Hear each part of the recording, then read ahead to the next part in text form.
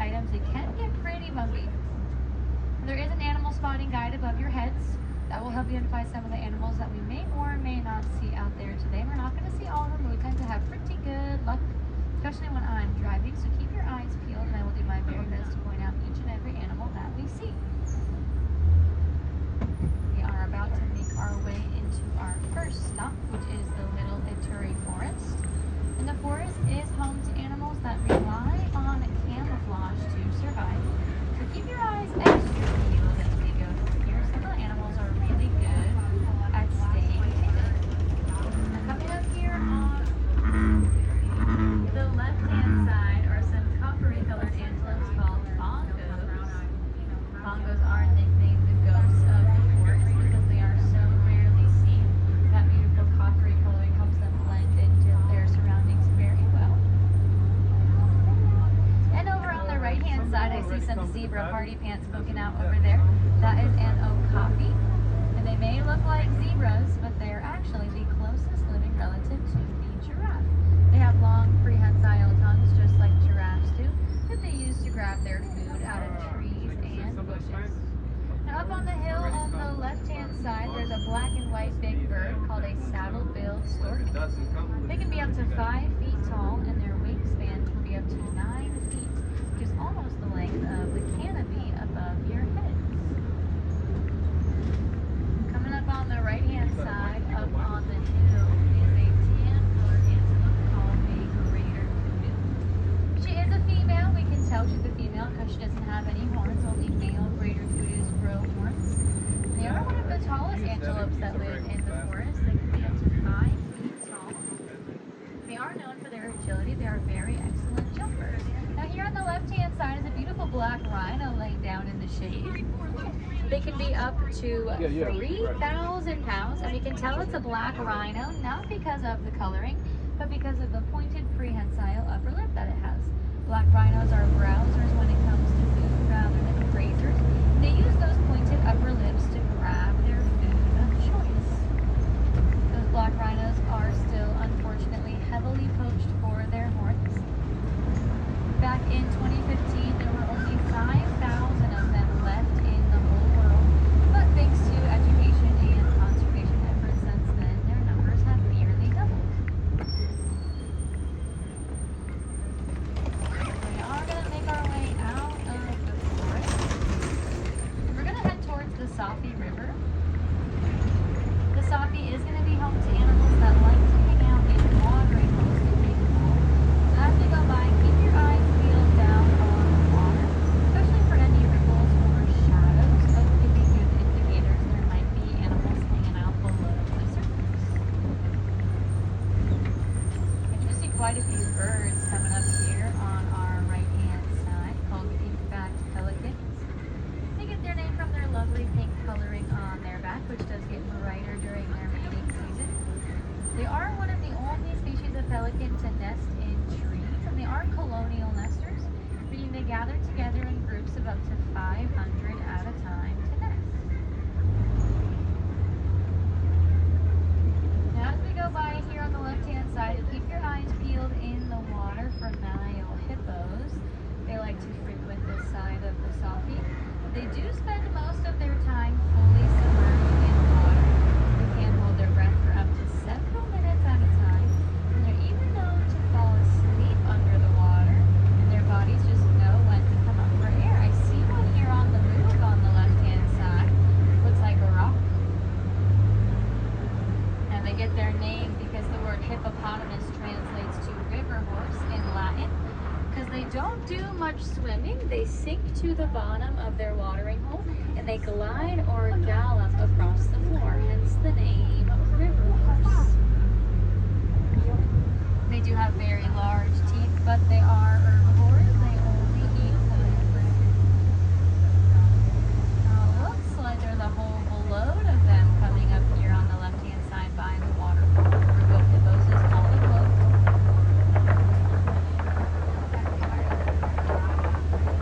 Make sure we're staying fully seated at all times.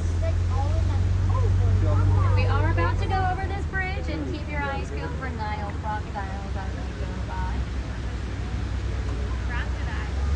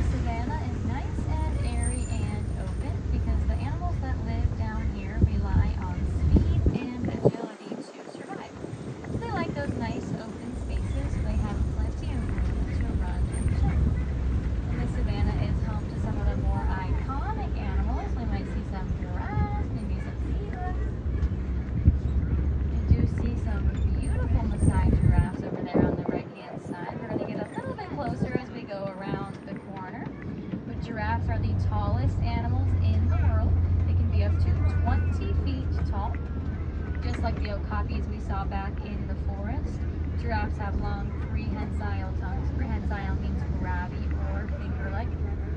And those tongues can be up to 18 inches long, which is the average length of your forearm, so your elbows all the way to your fingertips. They use those tongues to grab their food out of tall trees. Here on the left-hand side, hanging out in the grass, are some painted dogs. They get their name from their beautiful calico coloring. It looks like paint was splattered all over them, hence the name Painted Dog. And they may look quite cute and cuddly down there, but they're actually the most successful predator on the savannah. They hunt in a pack-like hunting style, giving them more endurance than pretty much all of their prey. Now, over on the left-hand side, back in the shade, are some sable antelopes. They have those pointed backwards horns. And they are the official emblem of the Harambe Wildlife Reserve because they are known as a symbol of strength. 9 times out of 10, when faced in a fight or flight scenario, sable antelopes will choose to fight. There are some teeny tiny antelopes coming up here on both sides of the truck. They are springbok. They are only 2 feet tall, but they can jump up to 6 feet in the air and up to 13 feet moving forward. When they jump together with all 4 feet off of the ground, it is called pronking. We are coming up on the giraffes up close. Now, giraffes do everything they do standing up. So they grab their food standing up, they drink their water standing up, they even give birth standing up. On the left-hand side is a baby giraffe. A baby giraffe's first lesson in the world is gravity. They do drop approximately 6 feet from mom when they are born. And they are born at 6 feet tall. This one here is about 5.5 months old and already almost 8 feet tall. Looks like mom is letting him figure it out on his own, doing kind of a distance parenting approach. Now, a group of giraffes is called a tower. They have those beautiful spots which are unique to each giraffe, just like you and I have unique fingerprints. So no 2 giraffes have the exact same spot pattern. They don't have horns, but they do have those fuzzy looking things on top of their heads called ossicles. We can't use those ossicles to help us figure out which giraffe is which. Coming up here on the left-hand side is what we call a dazzle of zebras. Zebras are very social and non-territorial animals. They gather together in a dazzle quite often. And they are black with white stripes. If you look at their noses are black, which tells us they are black, and those white stripes grow in on top.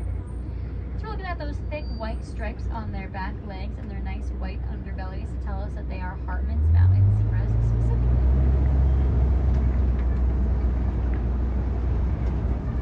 Now, they're kind of hard to spot, but up on the hill on the right-hand side, those gray antelopes, they kind of look like rocks. Those are wildebeest. Wildebeest translates to wild beast in Afrikaans, and they participate in the Great Migration, in which 1.5 million of them gather together every year to migrate up to 1,000 miles, which is a lot of walking.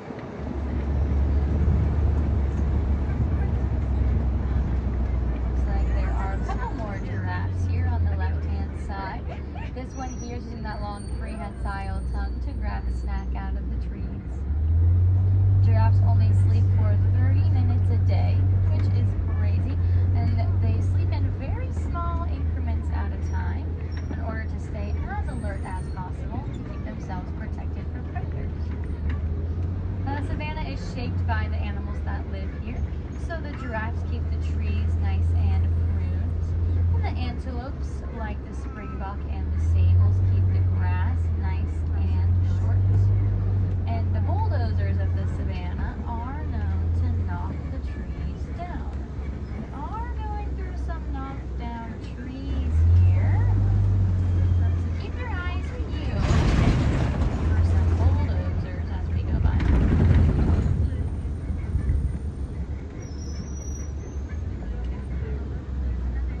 Now, I can tell you that the monkeys are not the bulldozers. They're not quite big enough to knock down trees, but these are mandrills. They are the largest monkeys in the world. They can be up to 100 pounds. They are known for those bright red and blue facial markings, which do get brighter as they get more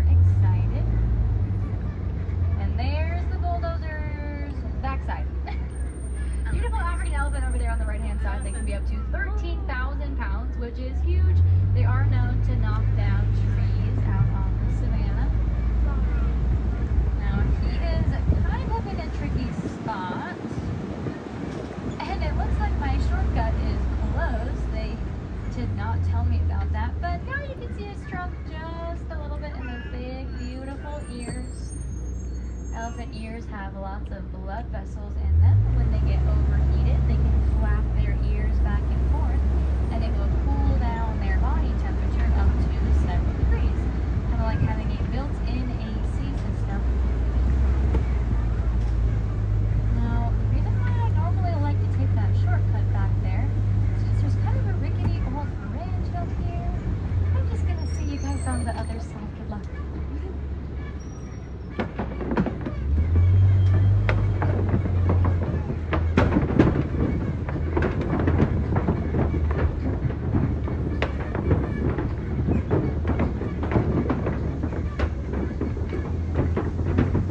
We made it. I was not worried at all. Okay, we're gonna keep on going here. Hopefully find some more elephants. We are going through a red clay here. Can be a good sign that more elephants are hanging out nearby. It may sound kind of silly, but elephants are known to be red clay. It has lots of minerals in it that can be very beneficial to elephants' overall health. It's kind of like how you and I would eat a multivitamin. Elephants come by and they eat that red clay to stay healthy. We do see a couple more elephants here on the left-hand side, gathered together in what we call a herd. Let's see here. There's a couple of them. I saw one. There she is, baby elephant, right there, left-hand side. Oh, she's just a baby. She's about 2 years old. All right, we'll keep on going here. Maybe we'll get a better view of her from around the corner.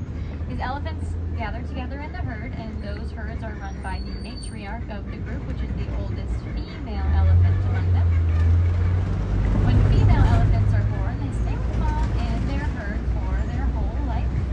However, when male elephants are born, they stay with mom until they hit their teenage years, and then mom kicks them out of the group. There she is. Herds of elephants are a girls-only club. So the ones here on the left-hand side are all females because they're hanging out together in a herd. And the one we saw back there was probably a male because he was all by himself. Those elephants have those long trunks which serve them a variety of purposes. They use those trunks to grab their food, drink their water. They're even known to fling dirt on their backs. Elephants have very sensitive skin and they can get sunburnt just like you and I. So they fling dirt on their backs to act as a natural sunscreen for them. Now I'm going to go through this watering hole, but I'm going to go pole, which means a very slow in Swahili. And as we go around this group here, coming up on the left-hand side are some flamingos.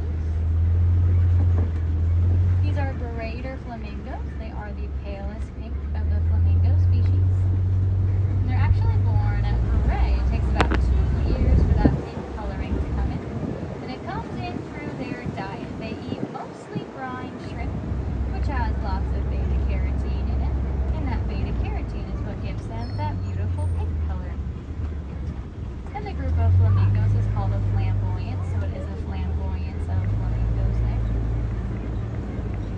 Alright, we're going to head through these rocks here into the east savannah.